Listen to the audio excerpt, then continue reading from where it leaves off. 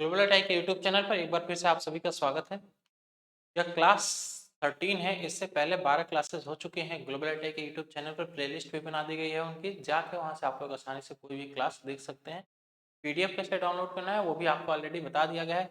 Website आपको use करना है globalattack.org। ठीक है, शुरू के जो लगातार 10 वीडियो है 1 से लेकर 10 तक, वहां पे आपको बताया गया है कैसे पीडीएफ डाउनलोड करना है और वहां से जाके आप लोग आसानी से देख के पीडीएफ भी डाउनलोड कर सकते हैं। ठीक है, टोटल हम लोगों ने 180 क्वेश्चन कर लिए थे। अब हम लोग उससे आगे करने वाले हैं। हमारा चैप्टर कौन सा चल रहा था भाई? चैप्टर चल रहा था मैग्नेटिज्म का, है ना, मैग्नेटिज्म एंड कैपेसिटर, ये चैप्टर चल रहा था। तो चलिए देखते हैं आज का अपना पहला क्वेश्चन क्या है। मैग्नेटिक चैप्टर का कौन सा क्वेश्चन है? What is the effect on surrounding metal placed in a magnetic field. एक मैग्नेटिक फील्ड है, मैग्नेटिक फील्ड के अंदर एक मटेरियल को रखा गया, किसी एक मटेरियल को रखा गया। What is the effect surrounding metal, एक मेटल के चारों तरफ कौन सा इफेक्ट देखने को मिलेगा यदि मेटल कहां पे रखा गया हो? मैग्नेटिक फील्ड में। मेटल यदि मैग्नेटिक फील्ड में रखा गया हो तो मेटल के ऊपर कौन सा इफेक्ट देखने को मिलेगा? क्या हिस्टेरिसिस हिस्टेरिसिस देखने को मिलेगा? Skin effect? ये तो एकदम ही अलग दे दिया है। स्किन इफेक्ट आपको कहां देखने को मिलता है भाई? स्किन इफेक्ट हम लोग को ट्रांसमिशन लाइन में देखने को मिलता है ना, ट्रांसमिशन लाइन में देखने को मिलता है। तो ये तो बिल्कुल ही गलत हो गया। आपको देखने को क्या मिलेगा? Eddy current, eddy current effect देखने को मिलेगा, भंवर धारा इफेक्ट देखने को मिलेगा यदि हमारा मेटल रखा हुआ है किसी मैग्नेटिक फील्ड में तब। ठीक है, तो यहाँ पे सी एकदम राइट आंसर हो जाएगा इस क्वेश्चन के लिए। अगला क्वेश्चन देख लेते हैं कि वायु संधारित्र का उपयोग किस उपकरण में किया जाता है? वायु संधारित्र का उपयोग, एयर कैपेसिटर। एयर कैपेसिटर जो होता है, क्या आप लोगों ने अभी तक इसका नाम सुना था एयर कैपेसिटर का? कितने लोग आप में से ऐसे हैं जो एयर कैपेसिटर का नाम सुने थे? बहुत कम लोग सुने होंगे, है ना। तो इसका यूज ही कहां से बता पाएंगे? इसके लिए कोई बात नहीं, मैं आपके लिए कई सारे कैपेसिटर का नाम, उनका यूज, उनका कार्यकारी वोल्टेज और उनकी रेंज कितने माइक्रोफैरेड के होते हैं, ये सारी चीजें एक जगह मैं आपको नोट करा देता हूं। आप एक बार इस चीज को नोट कर लीजिए जरूर। जो आपके धातीय पॉलिस्टर प्रकार के कैपेसिटर होते हैं, धातु पॉलिस्टर प्रकार के जो कैपेसिटर होते हैं, उनकी रेंज होती है 0.01 माइक्रोफैरेड से लेकर 10 माइक्रोफैरेड तक। इनका कार्यकारी वोल्टेज मतलब ये 100 वोल्ट से लेकर 600 वोल्ट तक कार्य करते हैं। इनका यूज कहां पे किया जाता है? युग्मन और आरएफ फिल्टरिंग के लिए, युग्मन और आरएफ फिल्टरिंग के लिए इसका यूज किया जाता है। ठीक है, बाकी जो हमारा विद्युत अपघट्य एल्यूमिनियम है, इसका इसका रेंज इतना होता है, कार्यकारी वोल्टेज 5 वोल्ट से लेके 500 वोल्ट तक होता है और शक्ति आपूर्ति फिल्टर के लिए यूज किया जाता है। ठीक है, नीचे देखिए आपको यहाँ पे दिया हुआ है एयर कैपेसिटर। एयर कैपेसिटर कहाँ पे यूज किया जाता है भाई? इसकी रेंज कितनी होती है? 10 माइक्रोफैरेड से लेके 365, सॉरी 10 पिकोफैरेड से लेके 365 पिकोफैरेड तक। इसका कार्यकारी वोल्टेज 50 वोल्ट होता है और इसका यूज कहां पे किया जाता है? उद्घोषग्राही, मतलब कि देखो कितना बढ़िया लिखा है इसका हिंदी, इसका हिंदी देख के यार क्या ही बताएं। रेडियो को क्या कहते हैं? उद्घोष कहते हैं हिंदी में। ठीक है, radio, radio receiver, radio receiver. ठीक है, आप लोग के लिए एक और क्वेश्चन बन गया कि रेडियो को हिंदी में क्या कहते हैं? रेडियो को हिंदी में क्या कहते हैं? तो एक नया क्वेश्चन आप लोगों के लिए बन गया, आम बोलचाल भाषा में उद्घोष कहते हैं। क्या कहते हैं मेरे भाई? उद्घोष कहते हैं, है ना। तो यहाँ पे आपका आंसर कौन सा बनेगा? Radio receiver. रेडियो रिसीवर यहाँ पे एकदम राइट आंसर बन जाएगा। रेडियो रिसीवर में इसका यूज किया जाता है। जो हमारा एयर कैपेसिटर है, इसका यूज हम लोग रेडियो रिसीवर में करते हैं। तो उम्मीद है ये बात आप समझ पाए होंगे, रेडियो रिसीवर। ठीक है, चलो आगे देखते हैं। इसका स्क्रीनशॉट जरूर ले लीजिएगा आप लोग, ताकि जो भी आपके कैपेसिटर है, देखो ये अभ्रक कैपेसिटर है, माइका कैपेसिटर। ठीक है, ये चांदी अभ्रक कैपेसिटर है। सबके आगे कैपेसिटर का नाम जोड़ देना। देखो यहाँ पे प्रकार लिखा हुआ है ना, तो ये सारे कैपेसिटर के प्रकार हैं, ये इनका रेंज है कि मतलब कितने माइक्रोफैरेड तक ये मिलता है। बाकी ये इसका कार्यकारी वोल्टेज है और ये इसका यूज है। ठीक है, तो ये सारी चीजें एक जगह जरूर नोट कर लीजिएगा आप लोग। बाकी देखते हैं अगला क्वेश्चन। यदि ध्रुवीकृत इलेक्ट्रोलाइटिक संधारित्र विपरीत रूप से जुड़ा है तो क्या होगा? भाई यदि पोलराइज्ड हमारा कैपेसिटर है और उसको विपरीत क्रम में जोड़ दे रहे हैं, मतलब कि जो हमारा फेज है, ये मान लीजिए कि आपका कैपेसिटर है, ये इसका पॉजिटिव टर्मिनल है और ये इसका निगेटिव टर्मिनल है। ठीक है, तो इसको पलट के जोड़ दे रहे हो, इसको आप विपरीत क्रम में जोड़ दे रहे हो। तो विपरीत क्रम में यदि जोड़ दोगे तो क्या होगा? विपरीत क्रम में जोड़ने से कुछ देर तक ये काम तो करेगा, लेकिन फिर ये क्या हो जाएगा? जल जाएगा, खराब हो जाएगा। ठीक है, तो explode due to excessive heat. ठीक है, अत्यधिक गर्मी के कारण ये विस्फोट हो जाएगा, खराब हो जाएगा, क्योंकि बहुत तेजी से हीट इसमें जनरेट होने लगेगा और यहाँ पे क्या हो जाएगा? विस्फोट हो जाएगा, या फिर एक हमारा जो कैपेसिटर होगा वो फट जाएगा। ठीक है, तो यहाँ पे बी एकदम राइट आंसर हो जाएगा इसके लिए। अगला देखते हैं, पराचुंबकीय पदार्थ कौन सा है? पराचुंबकीय मतलब कि ऐसा पदार्थ जो किसी भी मैग्नेट के द्वारा आकर्षित नहीं होता है, उसे क्या कहते हैं हम लोग? पराचुंबकीय पदार्थ। ऐसे पदार्थ जो मैग्नेट के द्वारा आकर्षित नहीं होते हैं उन्हें हम लोग क्या कहते हैं भाई? पराचुंबकीय या डायमैग्नेटिक मटेरियल कहते हैं। इसमें से कौन सा ऐसा पदार्थ है जो मैग्नेट के द्वारा आकर्षित नहीं होगा? तो आपको ऑप्शन पढ़ के समझ में आ रहा होगा कि सर लकड़ी एक ऐसा पदार्थ है जो मैग्नेट के द्वारा आकर्षित नहीं होगा। यार लकड़ी भी यदि आकर्षित होने लगे तो फिर क्या ही बात है ना? लकड़ी का भी भाव बढ़ जाएगा। क्यों, सही है कि नहीं? तो यहाँ पे लकड़ी एकदम राइट आंसर हो जाएगा, डायमैग्नेटिक मटेरियल। और बाकी एक पॉइंट यहाँ पे नोट कर लेंगे, थोड़ा सा 2 पॉइंट नोट करने लायक है। जो हमारा वायु है, वायु क्या होता है भाई? वायु होता है हमारा पैरामैग्नेटिक मटेरियल,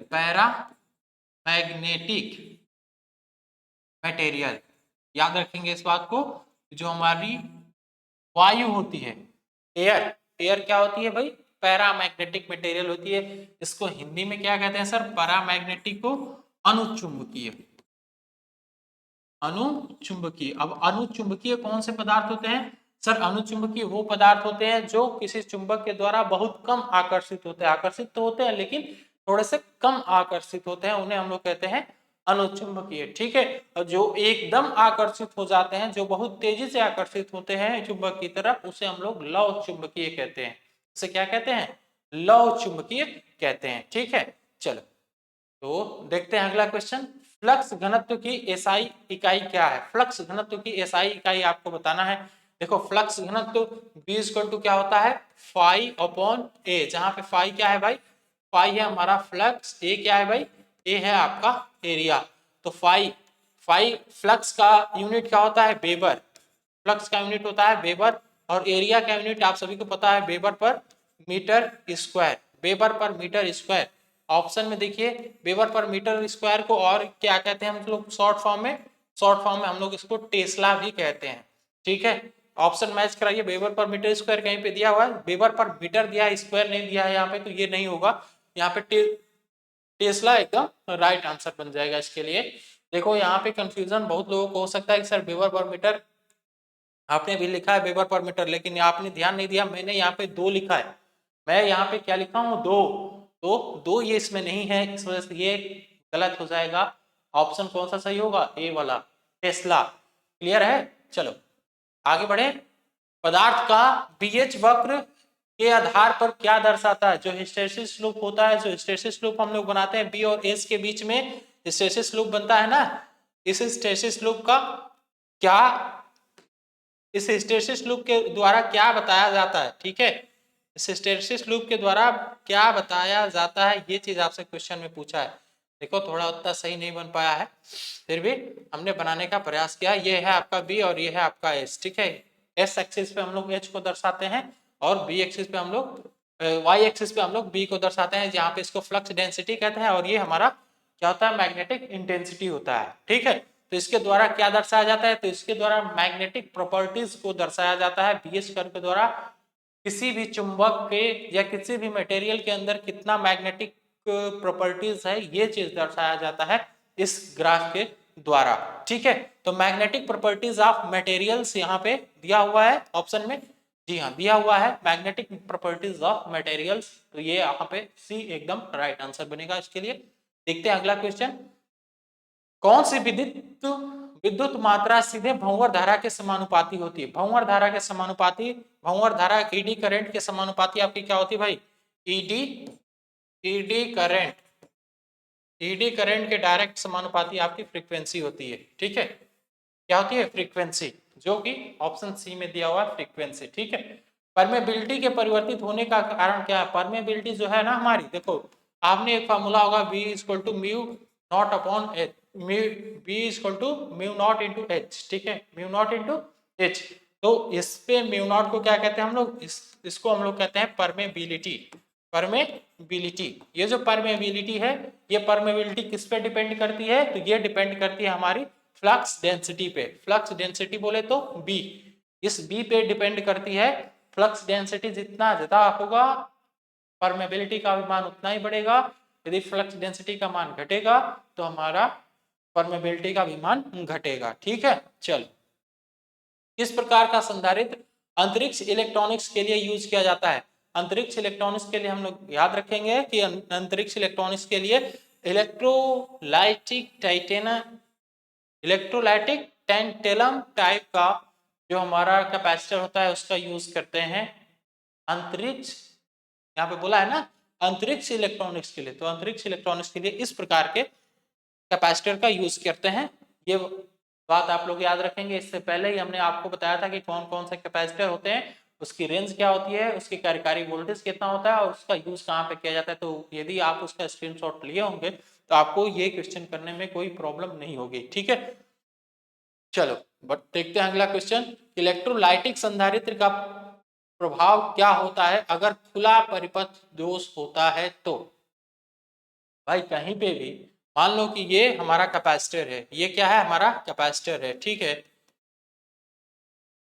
और कैपेसिटर में यदि कहीं पे ओपन सर्किट फॉल्ट हो जाता है, मतलब कि इसका सर्किट पूरा कंप्लीट नहीं होता है, ओपन रह जाता है। यदि ओपन रह जाएगा तो क्या हमारा कैपेसिटर काम करेगा? ओपन यदि रह जाएगा तो क्या हमारा कैपेसिटर काम करेगा? बिल्कुल काम नहीं करेगा सर। तो इसका मतलब क्या है? It will not function, it will not function, यह कार्य नहीं करेगा। यदि ओपन सर्किट फॉल्ट आ जाता है तब, ओपन सर्किट फॉल्ट यदि आ जाता है किसी भी कैपेसिटर में तो वो काम नहीं करेगा, वो स्टोर ही नहीं कर पाएगा चार्ज को। चार्ज को यदि स्टोर ही नहीं कर पाएगा तो काम कहाँ से करेगा? ठीक है, क्यों स्टोर नहीं कर पाएगा? क्योंकि सर ओपन सर्किट फॉल्ट है, इसमें करंट का प्रवाह पूरा हो ही नहीं पाएगा, पूरी तरह से करंट फ्लो ही नहीं कर पाएगी। जहां पे ओपन रहेगा वहीं से करंट पूरी आके रिटर्न चली जाएगी। ठीक है, चलिए अब ये जो हमारा इलेक्ट्रोस्टैटिक टाइप का कैपेसिटर जो होता है वो होता कैसा है? तो इलेक्ट्रोस्टैटिक टाइप का कैपेसिटर देख लीजिए, कुछ इस तरीके का होता है। इसका फिगर हमने आपको दिखा दिया है। कुछ इस तरीके से एक स्टैक टाइप का अरेंजमेंट करके भी इलेक्ट्रोस्टैटिक कैपेसिटर को बनाया जाता है और लेयर्स में भी इस प्रकार के कैपेसिटर को बनाया जाता है। ठीक है, तो ये इसके कुछ फिगर हैं। कभी कभी ये क्वेश्चन में आपको फिगर दे के भी पूछ लेता है कि ये कौन सा कैपेसिटर है। ठीक है, और कई बार ये चीज पूछा है, ये जो बीच वाला चीज है ना, ये जो बीच वाला पार्ट है, इस पार्ट का नाम पूछा है। तो ये क्या होता है हमारा? ये होता है हमारा डाई इलेक्ट्रिक। क्या होता है भाई? Die electric. क्लियर बात? चलिए आगे बढ़े फिर।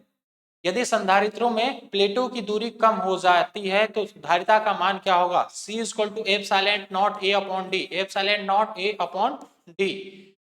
ये आपने फॉर्मूला पढ़ा होगा। बोला है कि किसकी दूरी कम हो जाए? डी, डी दूरी कम हो जाए ना प्लेटों के बीच की दूरी।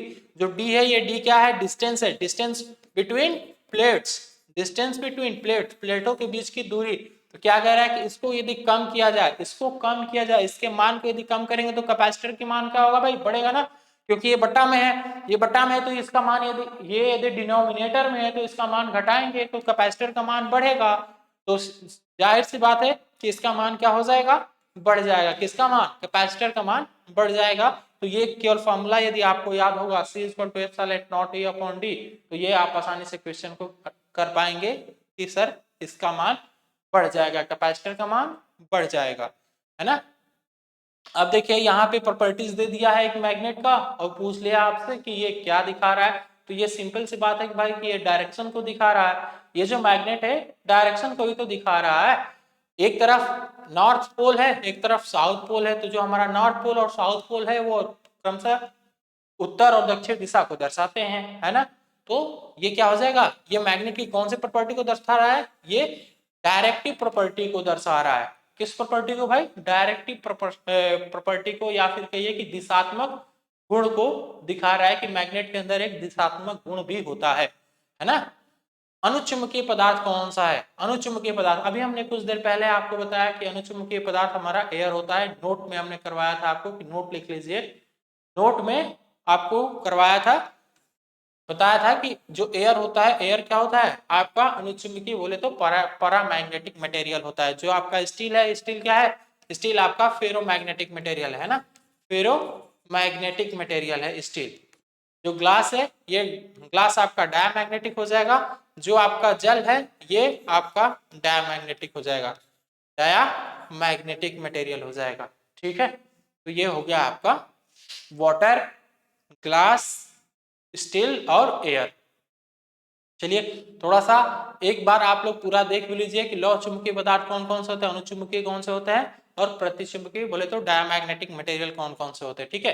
देखो लौह चुंबकीय में आपका आ जाता है, मतलब कि जो चुंबक की तरफ आकर्षित होते हैं, जो तुम चुंबक की तरफ बहुत तेजी से आकर्षित होते हैं, उसमें आ जाता है हमारा लोहा, निकेल, कोबाल्ट, स्टील और इनके एलॉय, मतलब कि या तो स्टील का एलॉय हो या कोबाल्ट का एलॉय हो या फिर लोहा का एलॉय हो, कोई भी मिश्रण हो, एलॉय का मतलब है कि मिश्रण, तो वो चुंबक की तरफ आकर्षित होता है बहुत तेजी के साथ, ठीक है। जो हमारा पैरामैग्नेटिक मटेरियल है वो चुंबक की तरफ बहुत धीरे धीरे आकर्षित होता है, मतलब बहुत कम आकर्षित होता है। तो ऐसे कौन कौन से मटेरियल होते हैं, वो होता है आपका एल्यूमिनियम, मैग्नीज, प्लेटिनम और तांबा, ठीक है। ये बहुत कम आकर्षित होते हैं मैग्नेट की तरफ। जो प्रतिचुंबकीय वाले हैं वो हो जाते हैं हमारे बिस्मथ, सल्फर, ग्रेफाइट, कांच, कागज, लकड़ी इत्यादि, ठीक है। तो ये हो जाते हैं हमारा डायमैग्नेटिक मटेरियल, क्लियर। चलो सॉरी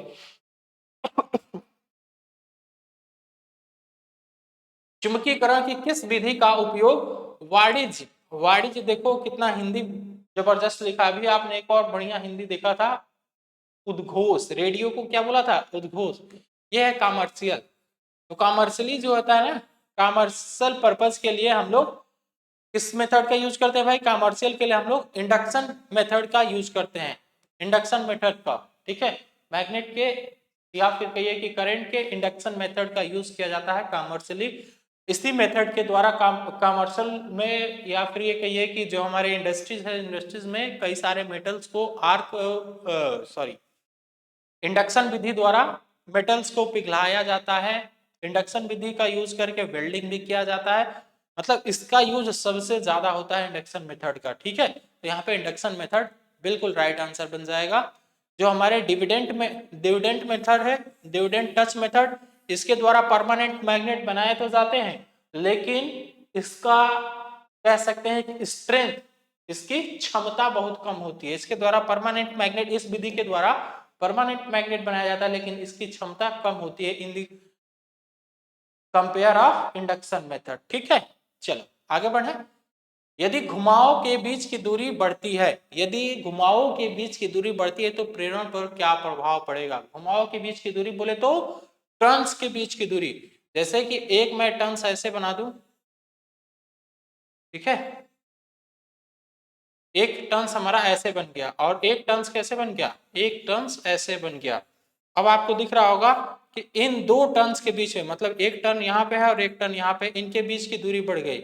यदि इनके बीच की दूरी बढ़ गई तो इसका प्रेरण बोले तो क्या, इंडक्टेंस बढ़ेगा या घटेगा, तो इंडक्टेंस बढ़ जाएगा। क्यों बढ़ जाएगा सर, क्योंकि अब इसके बीच की दूरी बढ़ गई है ना, इसके बीच की दूरी बढ़ गई है।